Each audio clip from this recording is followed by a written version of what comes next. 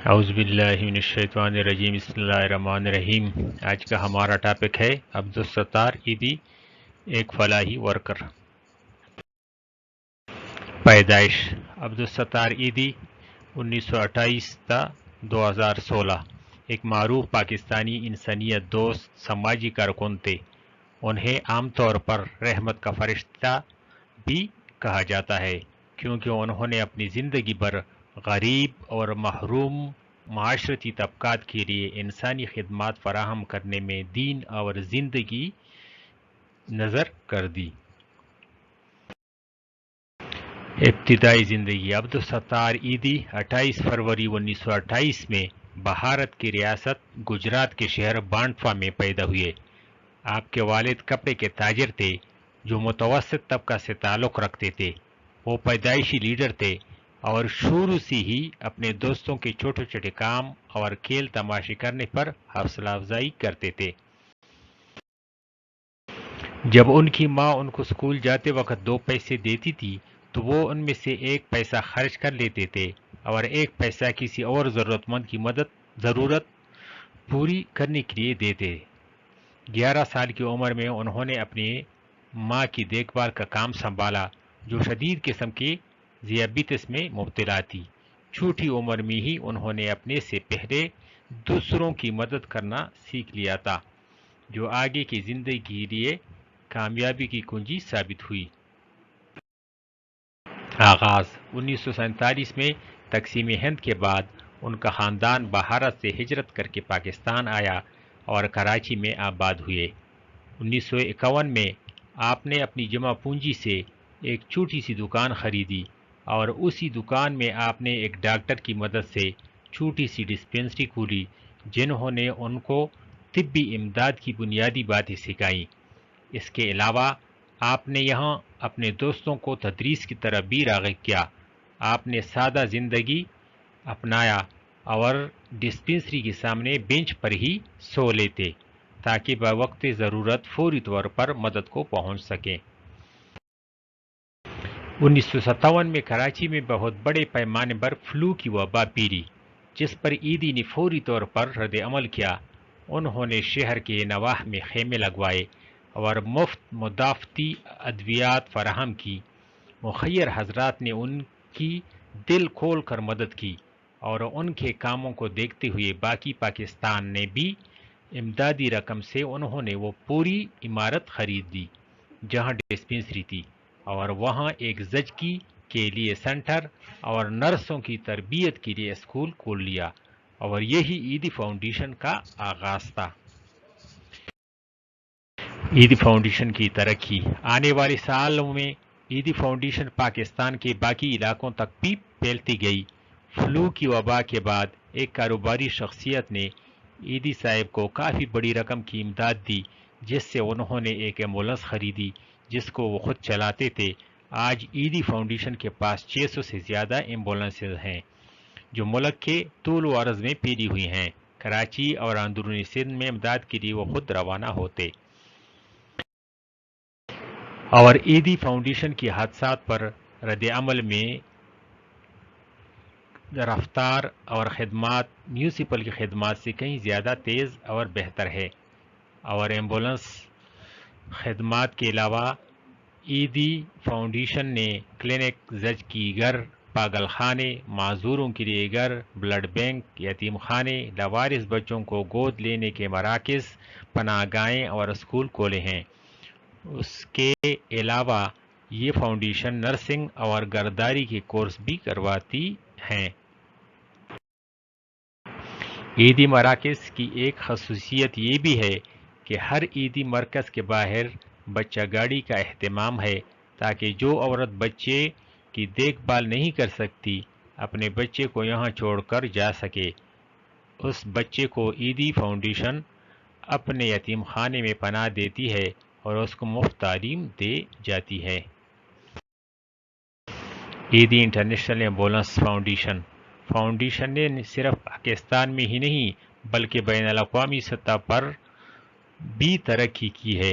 اسلامی دنیا میں ایدی فاؤنڈیشن ہر مصیبت اور ہر مشکل وقت میں اہم مدد فراہم کرتی ہے۔ جہاں امداد اور نگرانی عیدی بذات خود متاثرہ ممالک میں جا کر کرتے ہیں۔ پاکستان کے علاوہ فاؤنڈیشن جن ممالک میں کام کر رہی ہیں ان میں سے چند کے نام Afghanistan, Iraq, Chechnya, Bosnia, Sudan, Ethiopia اور قدرتی آفت سماٹرا انڈمان کے زلزلہ سونامی سے متاثرہ ممالک کے ہیں۔ 16 اگست 2006 کو بلقیس عیدی اور کبریٰ عیدی کی جانب سے عیدی انٹرنیشنل ایمبولینس فاؤنڈیشن کے قیام کا اعلان کیا گیا، جس کے تحت دنیا کے امیر یا غریب ہو یا دنیا کا کوئی بھی ملک، امریکہ، برطانیہ، اسرائیل، شام، ایران، بھارت، بنگلہ دیش ہوں، میں یہ ایمبولینس بطور عطیہ دی جا رہی ہیں اور انہیں ہدایت کی گئی ہے کہ وہ ان ایمبولینسوں کو 5 سال تک استعمال کرنے کے بعد فروخت کر کے اس کی رقم خیراتی کاموں میں استعمال کریں۔ بیگم بلقیس عیدی اور کبریٰ عیدی نے اس موقع پر کہا کہ وہ دنیا کا امیر یا غریب ملک ہو، وہاں مریض ہی ہوتا ہے۔ ایمبولینس کا مقصد انسانوں کی جانیں بچانا ہوتا ہے اور ہمیں اس بات کی خوشی ہوگی کہ عیدی انٹرنیشنل ایمبولینس فاؤنڈیشن کی ایمبولینسیں دنیا بھر میں انسانوں کی جانیں بچائیں، خواہ وہ لندن، نیو یارک، ٹوکیو، تل ابیب، بیروت اور دمشق ہوں۔ انہوں نے کہا انسانیت کی بین الاقوامی خدمت کے حوالے سے ہمارا ایک قدم اور آگے بڑھ رہا ہے۔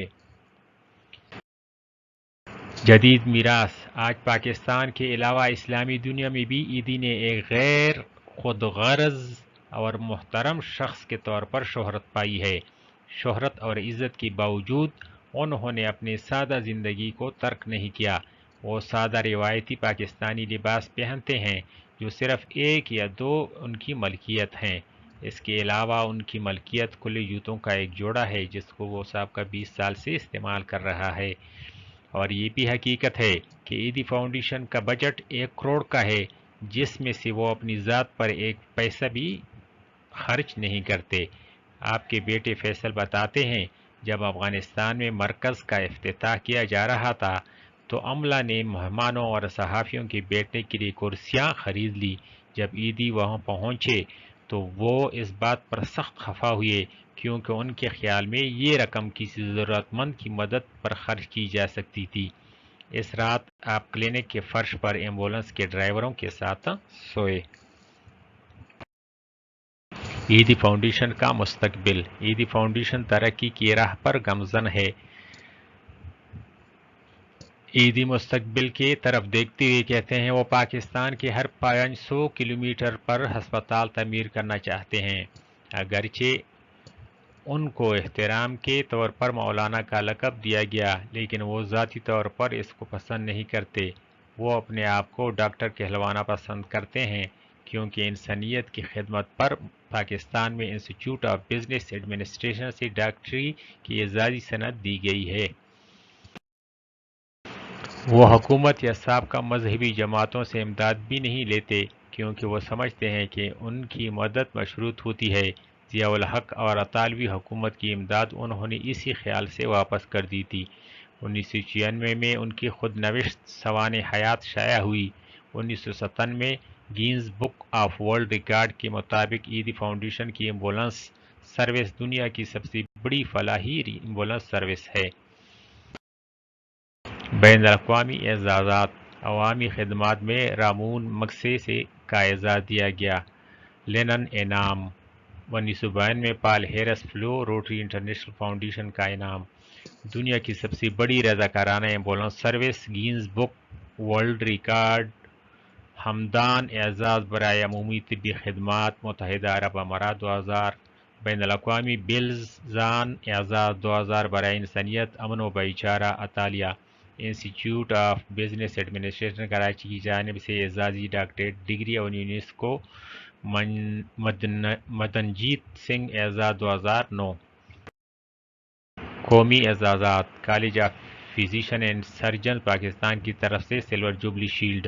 حکومت سندھ کی جانب سے سماجی خدمتگار برائے برصغیر کا اعزاز، نشان امتیاز۔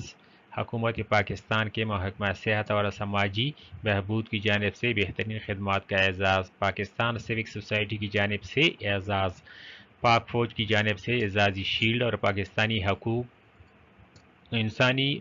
انسانی حقوق معاشرہ کی طرف سے انسانی حقوق کا اعزاز، 26 مارچ 2005 عالمی میمن تنظیم کی جانب سے لائف ٹائم اچیومنٹ اعزاز۔